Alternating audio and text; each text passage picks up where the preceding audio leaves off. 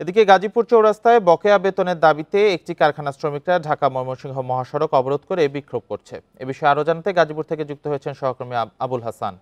আবুল হাসান, এই বিক্ষোভের ফলে যান চলাচল কতটা ব্যাহত হচ্ছে, কি ভোগান্তি হচ্ছে এবং তাদের এই বিক্ষোভের দাবিতে কোনো আশ্বাস পাওয়া গেছে কিনা?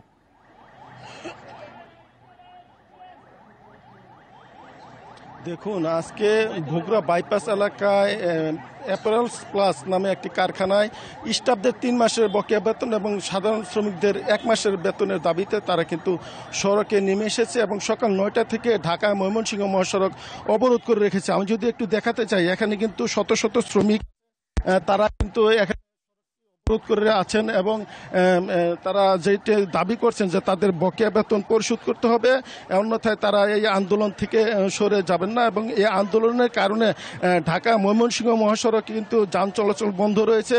এবং এখান থেকে আমরা যেটি খবর পেয়েছি যে শালনা থেকে ভোটবাজার এলাকা পর্যন্ত কিন্তু এখানে তীব্র যানজট রয়েছে। উভয়মুখী লেনে কিন্তু গাড়ি এখন বন্ধ রয়েছে। যদিও এখানে শিল্প পুলিশ, এপিবিএন এবং অন্যান্য আইনশৃঙ্খলা বাহিনীর সদস্যরা এখানে এসেছেন, তারা শ্রমিকদের সঙ্গে কথা বলছেন।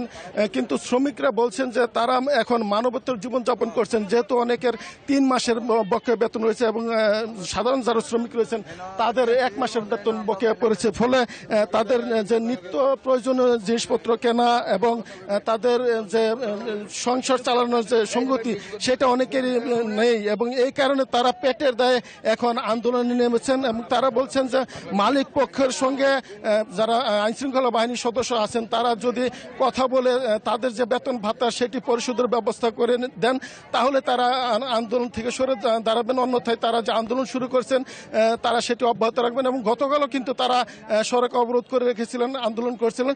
এবং শিল্প পুলিশের সঙ্গে আমরা কথা বলছিলাম, তারা বলছেন যে আলাপ আলোচনার মাধ্যমে যাতে এই বিষয়টি সমাধান করা যায় সেই ব্যাপারে তারা চেষ্টা করে যাচ্ছেন।